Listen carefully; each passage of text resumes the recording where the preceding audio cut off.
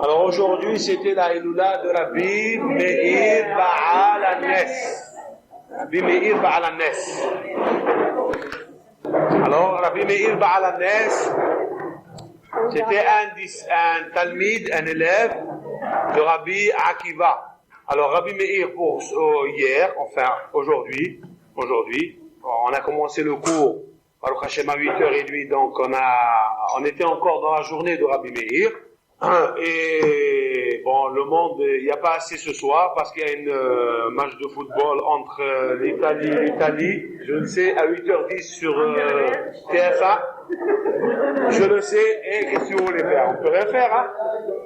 On peut rien faire, mais Baruch Hashem, il y a toujours ceux qui sont les piliers du judaïsme. Ça, c'est extraordinaire. Bon, qu'est-ce qu'on peut faire? Pour Rabbi Meir, il faut se donner un avis. Le dernier État d'Israël. Oui. Alors pourquoi nous l'avons appelé Rabbi Meir Baal HaNes? Il fait des miracles. Vous savez que Rabbi Shimon Bar Yochai, dont nous allons parler aussi ce soir, il a fait aussi des nissim, il a fait des miracles. Mais on ne l'appelle pas Rabbi Shimon Baal HaNes. Il n'y a eu que Rabbi Meir qui a eu ce mérite, ce titre. Alors il faudrait savoir toujours, il faut comprendre pourquoi nos sages lui ont attribué ce diplôme. Baal HaNes, le propriétaire, ou comment on pouvait dire, le maître des miracles. Rabbi Meir, tout d'abord, c'est sûr et certain qu'il a étudié la Torah, les Shem Shamayim, c'est-à-dire pour le nom de Dieu. Rabbi Meir n'a jamais étudié la Torah pour son but personnel, pour les honneurs, pour les intérêts, pour les sous, pour l'argent. Jamais. Car Rabbi Meir était aussi scribe. Vous savez qu'il était sophère. Vous savez qu'un sophère comme moi, je peux devenir riche si je ne veux pas étudier. Je peux m'asseoir toute la journée, écrire des mezuzot, hein, et vendre ça à 250 ou à 300 francs et m'enrichir. Et Rabbi Meir, il a dit, je prie que les sophères, il a dit comme ça. Il a dit tout d'abord que le scribe, il a un métier très difficile, très dur. Pourquoi? Parce que quand il écrit une mezuzah ou bien un Sefer Torah, bien de Tefillin, il ne sait pas où il s'engage. Il s'engage dans quelque chose, dans une grande responsabilité, parce que celui qui achète cette paire de Tefillin, par exemple, ou cette mezuzah, bon, il a payé, par exemple, 200 francs, mais attention, il y a la mitzvah. Et si pas, il se trompe d'une lettre, il a oublié une lettre, ou bien il a collé une lettre, il a transformé une lettre, c'est interdit, la mezuzah est interdite. Lui, il a reçu 200 francs, mais il a oublié qu'il a donné la mezuzah à un autre, à vie, je dirais. À ce moment-là, les catastrophes qui peuvent s'engendrer à travers cette mezuzah, etc. Combien de responsabilités? Il a dit attention, un sophère, il devra faire attention plus qu'un shohet. Hein? Vous savez que le métier du shohet, c'est un métier difficile. Un shohet qui se trompe, par exemple, il va donc abîmer cette bête, et la bête, elle était nevela, et celui qui la mange, il a transgressé une fois une loi. D'accord? Et celui qui écrit une mezuzah pasoul, c'est à vie, ou bien des tefillin psulim, c'est-à-dire qui ne sont pas utiles. À ce moment-là, c'est à vie qui s'est trompé. Celui qui a acheté une paire de tefillin pasoul, écrite par un sophère qui s'est trompé, hein, je dis qu'il s'est trompé. Mais à vie, il va se tromper parce qu'il va citer des bénédictions en vain, toute sa vie. Et celui qui cite une bénédiction en vain, il a transgressé une loi de la Torah, qu'il ne faut pas dire le nom de l'Éternel en vain. Ça, il ne le répète pas une fois dans sa vie, c'est toute la vie. Voilà Rabbi Meir, comment il fait attention. Donc, il a l'argent, tout ça pour lui, c'est ça, zéro. Ce qui l'intéresse, c'est la responsabilité de la religion. Comment appliquer une mitzvah, comment appliquer telle et telle mitzvah. Non, Rabbi Meir, il avait un grand principe, et d'ailleurs, tout celui qui est dans une détresse, Barminan, à Dieu ne plaise, et qui disent 3 mots. Elaha des Meir Anim. Pas des Rabbi Meir. Elaha, le Dieu des Meir, sauve-moi, écoute-moi. À ce moment-là, il est sauvé. Il n'a aucun problème, ce maître. Pourquoi? Parce que dans ces phrases-là, dans ces 3 mots incarnent une puissance kabbalistique qu'on ne peut pas s'imaginer. Et je vais expliquer. Il y avait une fois, Rabbi Meir, sa belle-sœur, ou bien son beau-père, ils lui ont dit que nous avons une fille, Barminan, qui a été prise en captivité par les bandits, par la mafia, et aujourd'hui, actuellement, elle est prostituée dans telle et telle ville, tel et tel immeuble. Et il faudrait faire quelque chose pour la faire sortir de là-bas. Comment faire? Rabbi Meir, c'était un rabbin. Qu'est-ce qu'il peut faire? Rabbi Meir, il a dit, ne t'en fais pas. Je vais m'habiller ici, t'habiller en habit de capitaine, de soldat. Et il a dit, moi aussi je vais aller dans cet immeuble-là. Rabbi Meir, il se déplace, il rentre il frappe à la porte, il y a le gardien qui le reçoit, il dit, qu'est-ce que tu viens faire? Il dit, je viens commercialiser, je ne sais pas comment on dit, commercer, comment on dit? Hein? Oh, je viens faire la Avera, je viens faire le péché. Alors, il a regardé un peu partout, il a dit, non, moi je veux celle-là. Très bien, il rentre dans sa chambre, et il lui dit, on fait la Avera, elle lui dit, je suis impur. Je suis impur. Et c'est connu même chez les goïms, même chez les goïs, quand ils ont les règles, excusez-moi du terme, ils font pas de Avera, ils font pas de rapport, ils n'ont pas de rapport. Très bien. Et Rabbi Meir, il a compris par là qu'elle n'a jamais été impure, jamais touchée. C'est-à-dire qu'elle était prise en captivité, mais jamais elle a laissé personne la toucher. Pourquoi? Parce qu'elle leur dit à chaque fois, je suis impur. Il a dit, bon, demain je reviendrai chez toi. Il est revenu, et elle l'a pas reconnu, il s'est habillé, il s'est déguisé, il a mis l'autre habit, et il a dit, je suis impur. Si elle l'avait reconnu, il n'aurait pas dit ça. Bon. Et de là, il a su que jamais elle a été touchée. Qu'est-ce qu'il a fait? Il a pris le gardien et lui a dit, il faut que tu me sauves cette fille-là. Il a dit, mais ils vont me couper la tête, qu'est-ce que je veux faire? Il lui a dit, voilà. Il a pris Klata, taclé des Dahaba, c'est-à-dire 3 lingots d'or. Et ça existait à l'époque, hein, les lingots. Il a pris 3 lingots, il lui a dit, rien que pour sauver cette petite, il faut me la sauver et je te donnerai. Il lui a dit, écoute, je prends la moitié pour toi. Et si le patron des patrons, il vient, toi, si tu lui fais glisser un bâton, comme ça, il se casse. Bon, il lui a dit, mais s'il ne voudra pas, peut-être il va prendre l'argent, et à moi, il va me couper la tête. Il lui a dit, tu diras, Elaka de Meir Aneni. Un goy. Attention, hein. Il parlait à un non-juif ici. Et il lui dit, Elaka de Meir, le Dieu de Meir, sauve-moi. Sauve-moi.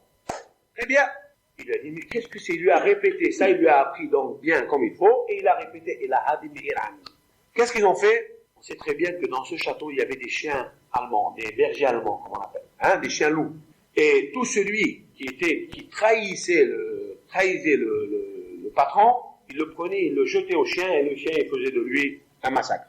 Et ils l'ont pris, où est la petite? Elle s'est sauvée. Elle s'est sauvée, c'est toi qui as fait le coup. Ils l'ont pris, ils l'ont jeté au chien. Et lui, il a dit, et les chiens se sont arrêtés. Ils ne voulaient pas toucher. Ils ont dit, les chiens, ils ne l'attaquent pas. On le prend, on va le pendre. Ils l'ont pris, et ils voulaient le pendre. Dès qu'ils voulaient le pendre, il a dit, la corde s'est coupée. Il n'y avait rien. Alors ils ont dit, qui t'a appris tout ça? Il a dit, c'est Rabbi Meir qui m'a appris tout ça. Qu'est-ce qu'ils ont fait? Le roi, il a gravé le portrait de Rabbi Meir dans ce château-là. Dans le château où il était. Il a dit, tout celui qui m'attrape cet homme-là, je lui donne une grande, c'était wanted. Recherché. D'accord? Wanted, recherché. Alors, comment faire? Et Rabbi Meir, c'est de là qu'il a quitté la ville de Rome, il est parti à Babel. Donc, personne l'a attrapé. Voilà comment Rabbi Meir, qu'est-ce que c'est? Alors, je voulais dire avec l'aide de Dieu, pour ceux qu'ils essaient de trouver une fiancée, ou bien la fiancée qui essaie de trouver le fiancé, ils n'ont qu'à dire aussi, Elaha de Meir.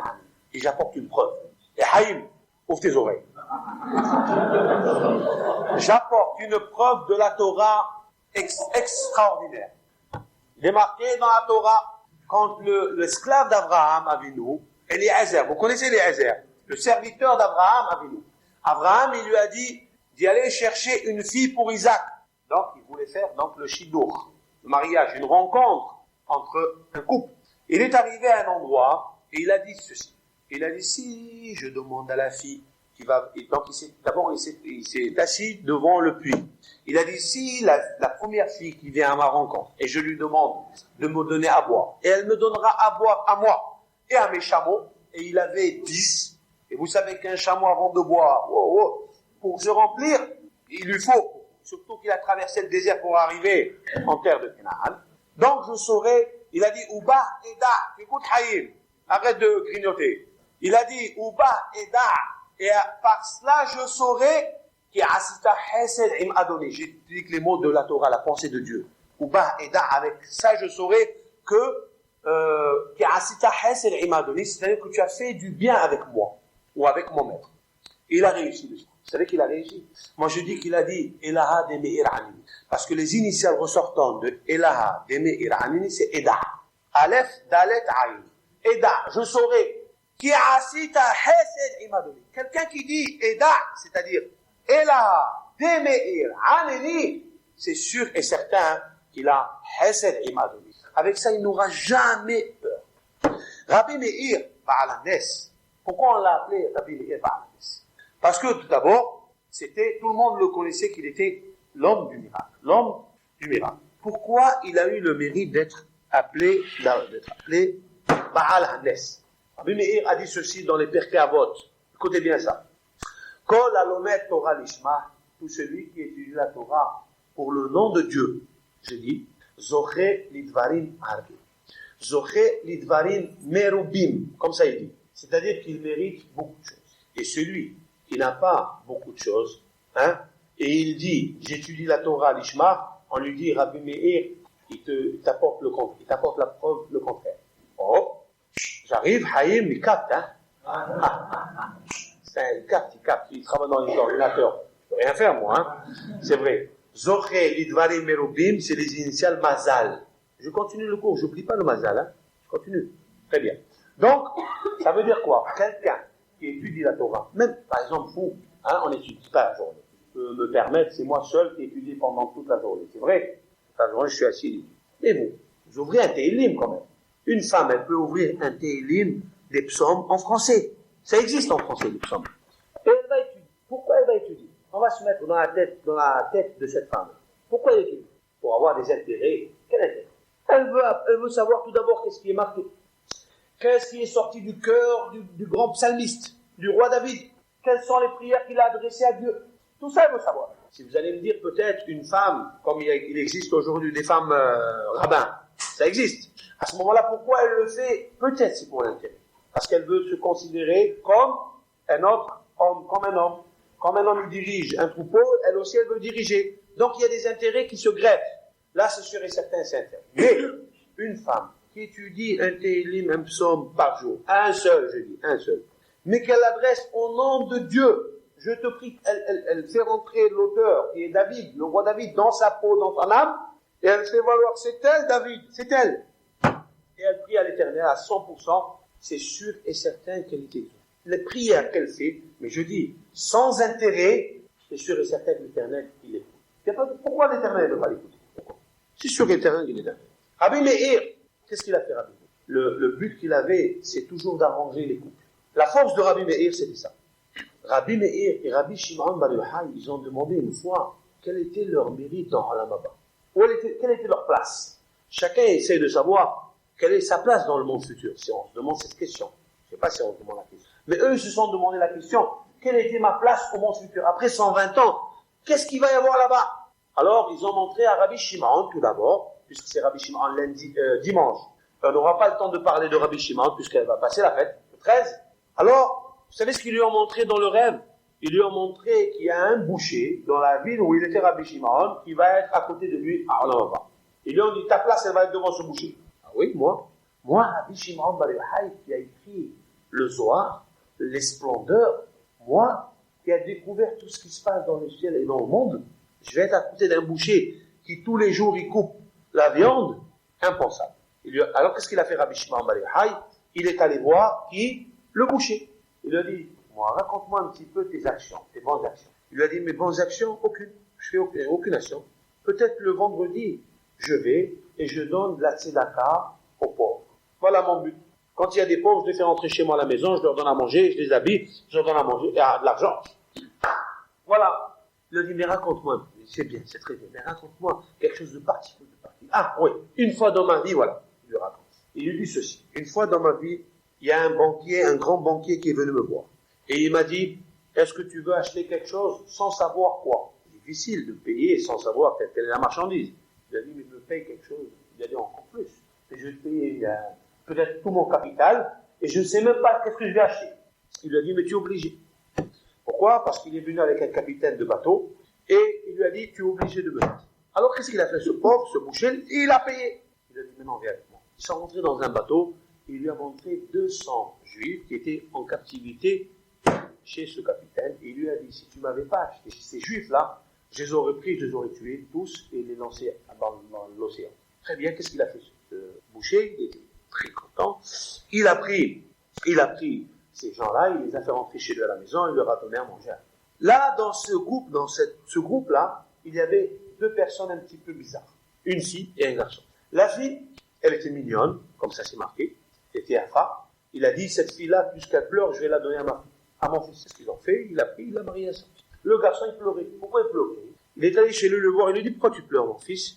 Il lui a dit, parce que quand ils nous ont pris en captivité, quand on était dans notre ville, c'était le soir, le jour du mariage avec cette fille. Toi, tu l'as donné à ton fils. Voilà pourquoi je pleure. Alors, le boucher était bloqué. Il lui a dit, bon, voilà, je vais te payer, tu la laisses à mon fils. Il lui a dit, non, je la veux. Il est allé chez le fils, il lui a dit, tu donnes tout ce que tu veux, mais tu lui donnes. Alors, qu'est-ce qu'il a fait? Il a fait la marchandise. Qu'est-ce qu'il a fait? Il faut être fort de caractère pour faire ça. Il a abandonné cette fille et il a donné, écoute, il a abandonné ce mariage et il a cassé donc le mariage avec cette fille et son fils et il a marié le petit avec la fille. Il lui a donné de l'argent et il leur a fait un très grand mariage. Alors il lui a dit, Rabbi Shimon Bar Yochai, si c'est ainsi, à ce moment-là, moi je peux être à côté. Je peux le dire. Ça maintenant, moi j'ai pensé que c'était un simple boucher. Qu'est-ce qu'on apprend ici? Un homme ou une femme qui ont dans leur cœur la place pour l'amour d'autrui qui peuvent être à égalité, si ce n'est plus que Rabbi Shimon Bar Yochai. Un homme, je répète, ou une femme qui ont dans leur cœur la place pour faire du bien à autrui, ils peuvent être à côté de Rabbi Shimon Bar Yochai là-haut, dans le ciel. Mais un bien comme celui-ci, sans intérêt. Quand Rabbi Meir a écouté ça, c'est de là où il a dit, tout celui qui étudie la Torah l'Ishma, comme Rabbi Shimon Bar Yochai, ça veut dire la Torah l'Ishma. Quelqu'un qui met les tefilines, pourquoi il les met? Pourquoi il met les tefilines? Bon, ça, sans intérêt, il dit, si je mets les tefilines, il va y avoir une protection dans mon magasin, ou je ne vais pas tomber malade. Ce sont des intérêts. Bon, il faut commencer par là, c'est sûr. Mais c'est des intérêts. Mais il faut le faire parce que Dieu a dit de le faire. L'Éternel a dit de le faire. Quoi, il a dit? Lorsque tu le fais dans ces conditions, c'est sûr et certain que tu réussis dans la vie. Et si tu n'as pas encore les choses que Rabbi Meir a dit que tu vas avoir, il y en a des milliers de choses. La richesse, la beauté, les enfants, la femme, tout. Si tu ne les as pas encore, c'est pas que tu n'as pas étudié encore les choses. Il te manque un peu d'épices. Et Rabbi Meir, c'est de là où il a pris. Donc, c'est la bonne résolution de toujours faire une action, mais sans intérêt. Quitte à enlever la fille de son fils et la donner à un autre. Il faut le faire, hein. Il faudrait le faire. C'est comme je vous ai raconté. Yes. Le cousin, il vient, il enlève la fille. Non, mais là-bas, il est parti l'enlever, là-bas. C'est pas la même chose. Il l'a enlevé de force. Et ça, c'est pas de force. Ça, je vais juste terminer parce que je ne veux pas vous attarder. Après, je dois parler avec certaines personnes, donc je ne veux pas tarder ce soir. Je vais juste raconter une petite histoire, encore, qui est de la même taille ou la même dimension de celle-ci. C'était un jour, sur qui? Est mort. Bon, si tu veux. Tu sais que est mort, écoute bien ça. Puisque mercredi, toujours le mercredi, je ne sais pas pourquoi ça mercredi, les matchs de football et aussi c'est terrible. Le Satan, il est aussi très immense. Bon. Vous savez que les luminaires ont été créés le mercredi. Vous le savez? Oui? Bon. Les deux luminaires sont créés le mercredi. Et la Hiloula de Rabbi Meir, qui est aussi un luminaire, qui s'appelle Meir, puisqu'il est clair. Il est clair, Rabbi Meir. En vérité, son nom, ce n'était pas Rabbi Meir. La Gemara dit dans Sanhedrin, il s'appelle Nehorai. Il y a qui disent qu'il s'appelle Rabbi Moshe. C'est même pas Meir. Pourquoi on l'a appelé Meir? Car il éclairait les sages de la génération dans la loi juive. Voilà pourquoi on l'appelait Rabbi Meir. C'était un luminaire comme le soleil qui éclaire la terre. Et ce qui est peut-être une coïncidence, mais jamais dans le hasard, puisque ce n'est pas le fruit du hasard. Tous les événements qui se passent dans la vie, ce ne sont pas les fruits du hasard. C'est tout programmé. Ça tombe dans Parashat, est mort. Et voilà que est mort, l'anagramme du mot est mort, c'est Maor. Regardez les lettres. Maor, ça veut dire quoi? C'est luminaire. Et Maor, avec les 4 lettres, ça fait Meir. C'est la même valeur numérique que Meir. Allez, fais vite le calcul. Meir et Maor, avec les 4 lettres, ça fait aussi 251. Vais vite. Allez, grouille. Non? Ma'or et Me'ir, c'est pareil. Même Aleph, Vav, il n'y a que le Vav, oui, qui divise avec le Yud. C'est vrai? Les 4 lettres de Ma'or, 4, ça fait Yud, ça fait 10. J'ai dit les 4, j'ai répété 4 fois. Où tu étais? Très bien. Ça veut dire quoi? Ça veut dire qu'il y a une interdépendance, une interrelation avec tout ce qui se passe dans la création et la paracha de la Shema. Voilà un mot pour Ma'or, ça va? Ça te va? Très bien. Alors, il y avait une fois, écoutez bien ça, regardez comment le peuple d'Israël, il est incarné des midot tovot, des bonnes actions exceptionnelles que personne d'autre ne peut avoir. Personne d'autre. Il n'y a que le peuple d'Israël. Le peuple d'Israël qui peut avoir. Pourquoi? Une fois, il y avait une femme, un couple, un grand maître, un tailleur, un maître, qui voulait marier sa fille. Il voulait marier sa fille. Qu'est-ce qu'il a fait? Et il a essayé d'économiser toute sa vie. Il est allé chez le tailleur, il l'a payé, hein, et il lui a dit, tu me confectionnes une robe de mariée, quelque chose de magnifique. Très bien. Il lui a dit d'accord. Il a payé, donc il a dit au tailleur, fais-moi ça. Et le tailleur, il avait aussi un gendre. Il avait une fille, donc il avait un gendre. Le tailleur, quand il voyait que son beau-père, son futur beau-père, cousait donc cette robe, il a dit, ah, ma femme, elle va porter une robe. C'est pas pour lui. Lui, il pensait que c'était pour lui. Chaque jour, il venait regarder quand est-ce qu'elle va être terminée. Donc, le tailleur, il a terminé cette robe, et il a pris, il a mis donc, je sais pas, dans le, comment on appelle, le plastique là, en plastique, et il lui a dit, le genre où tu la mets? Il a dit, ben, il l'a livré, c'est celui qui me l'a commandé. Ah, pour moi que tu le fais. Je pas content. Moi, je peux pas me permettre de me payer des robes comme ça. Le genre, qu'est-ce qu'elle a fait? Il est allé chez le tailleur, chez la femme de ce rave là, et il lui a dit, voilà, ta robe, mais je suis obligé de te dire quoi? Il a dit, voilà, j'ai des problèmes avec mon gendre, pourquoi? Parce que il a vu cette robe, il pensait que c'était à lui, etc. Alors qu'est-ce qu'elle a fait? La femme, il a dit, si ça doit causer des histoires, tu n'as qu'à, voilà. C'est-à-dire, elle l'enlève de sa vie, et elle le donne à un étranger. Pourquoi? Pas d'histoire. Si ça doit déranger un couple, il doit y avoir des histoires dans un couple, je ne peux pas prendre. Et elle attendait son mari, mais elle était blanche. Le rave, il rentre. Où est la robe? Alors l'autre, il ne pouvait pas parler, il a dit, tu sais, voilà ce qui s'est passé. Il est venu, il m'a raconté ça, ça et ça, et je lui ai offert. Et le rave, il a bien fait, magnifique, c'est bien, c'est bien agi. Et le tailleur, tu l'as payé? Il a dit, non, je ne l'ai pas payé, puisque je lui ai offert toute la robe. La robe, tu lui as fait un cadeau, mais le travail qu'il a passé des nuits et des nuits, ça, il faut lui payer. Et ils ont payé le tailleur. Ça veut dire quoi? Ça veut dire que dans le peuple d'Israël, il existe une âme extraordinaire. On ne peut pas la concorder avec d'autres, tout d'abord. C'est impossible. Impossible. Impossible. Et s'il y a, sauf s'il y a conversion, bien sûr, mais si Hasvi Shalom, il y a une fusion, une âme du clan d'Israël, avec une âme qui n'est pas du clan d'Israël, ça peut faire une bombe atomique. C'est impossible. Sauf, j'explique encore une fois, s'il y a une conversion sincère. Je dis, à ce moment-là, le mikvé, les lois qu'on étudie, ils transforment la personne et ils donnent une âme juive, d'après la halakha, d'après la loi. Très bien. On voit de ces ma'asim-là, de ces actions-là, même des gens simples, des gens très simples comme ce rave. Il n'était pas exceptionnel, on n'a pas entendu, c'était pas Rabbi Shimon, c'était pas Rabbi Meir Baal HaNes. Mais comme nous voyons qu'à l'intérieur d'eux-mêmes, avec une seule action, une petite peut-être, ils peuvent transformer. Ils peuvent transformer leur famille, soi-même. Grâce à quoi? Grâce à l'amour qu'ils ont à l'intérieur d'eux-mêmes. Et d'où elle vient cet amour? C'est sûr et certain qu'elle vient, elle est puisée d'un niveau extraordinaire là-haut, dont on ne sait même pas d'où elle est venue. Donc, qu'est-ce qu'il faut retenir de tout ça? Que les nissim, les plus grands miracles qui peuvent se produire dans la vie, il ne faut pas attendre que le ciel s'ouvre et les malachim descendent et t'escortent. C'est pas ça les miracles. Les miracles, c'est qu'un homme il se transforme, comme Rabbi Meir. Et Rabbi Meir, il a dit quelque chose d'extraordinaire. Vous savez que quand Rabbi Meir, il parlait, il balançait dans les discours 300 anecdotes. 300. Ah, donnerons une seule. Je vais vous dire une seule et on arrête. Rabbi Meir, il a toujours comparé le mauvais penchant, le Yetzirah, l'assimilation à cette histoire-là, à l'histoire d'un renard et d'un lion. C'est le renard, lui, qu'est-ce qu'il a fait? Il a creusé un grand trou, très grand trou, et il a couvert.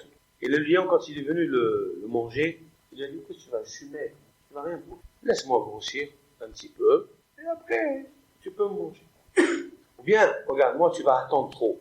Il y a là-bas un homme, d'accord, qui était sur le piège, là, qui lui attend. Un homme là-bas, tu le manges. Je vais t'amener, moi, on va essayer de l'attraper, et tu vas le manger. Le lion lui a dit, mais si je mange l'homme, l'Éternel, il va me punir. Il lui a dit non. L'Éternel n'a jamais puni de ce puni, pas ton fils, il ne punira pas ton fils, il punira peut-être la 3e génération. Comme ça, c'est marqué dans la Torah. L'Éternel, toujours, lorsque quelqu'un fait une faute, c'est la 3e génération qui subit. On attend qu'il fasse, peut-être qu'il se repentisse. Il lui a dit, c'est pas à toi qui te frappera. Alors le lion, il dit, c'est extraordinaire. Qu'est-ce qu'il a fait? Il a dit, donc, je vais aller faire commettre ce péché. Il est allé se jeter donc sur le bonhomme, mais en vérité, il y avait un éventail. Comment on l'appelle? Un éventail? Hein? Un épouvantail.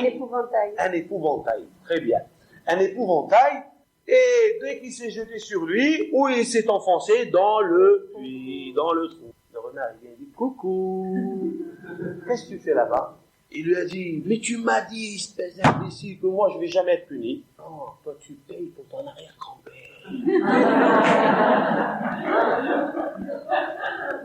Ça c'est Rabbi Meir qui raconte ça. Avec ça, qu'est-ce qu'il éclaircit? Un flash extraordinaire. Ça veut dire quoi? Ça veut dire que le renard, le rusé et le Yetzer Hara, il est tellement puissant. Un homme il dit, aujourd'hui moi je vais commettre un péché. Je vais commettre un péché. Prenons par exemple l'assimilation. N'ayez pas peur, n'ayez pas peur. L'assimilation, je parle de ça. Il dit, moi, il est gentil, il m'offre des cadeaux, émeraude, rubis, diamant, saphir, topaz, arpaz, tout ça, il m'offre. À ce moment-là, c'est bien, qu'est-ce qu'il y a? Mais elle ne voit pas dans 3 générations, qu'est-ce qui va se passer? Ça, il faut faire. Rabbi Meir t'apprend quelque chose. Quand tu veux commettre quelque chose, fais attention, tu n'es pas seul. Tu n'es pas seul. Tu as une famille derrière. À moins que le Yetzer Hara, il lui dit, t'en fais pas. Tu vas être, ton arrière-grand-père, il va déjà, ou bien, non. Avant de faire quelque chose, une action, il faut réfléchir. Il faut réfléchir peut-être pas à 2 générations, peut-être à 100 générations. À 100. Il faut avoir le moah. À moins d'écouter la Torah. Quand on écoute la Torah, c'est sûr et certain qu'on ne tombe pas dans le pied. Parce que celui qui a créé le Yetzer Hara, le mauvais penchant, celui qui nous guide, c'est lui qui lui a dit de te calmer quand il écoute la Torah. Il peut rien faire. Rien faire. Donc, d'essayer d'apprendre de Rabbi Meir qu'on n'est pas à l'abri. Nous ne sommes pas à l'abri de rien. Il faut faire attention. Il faut éviter.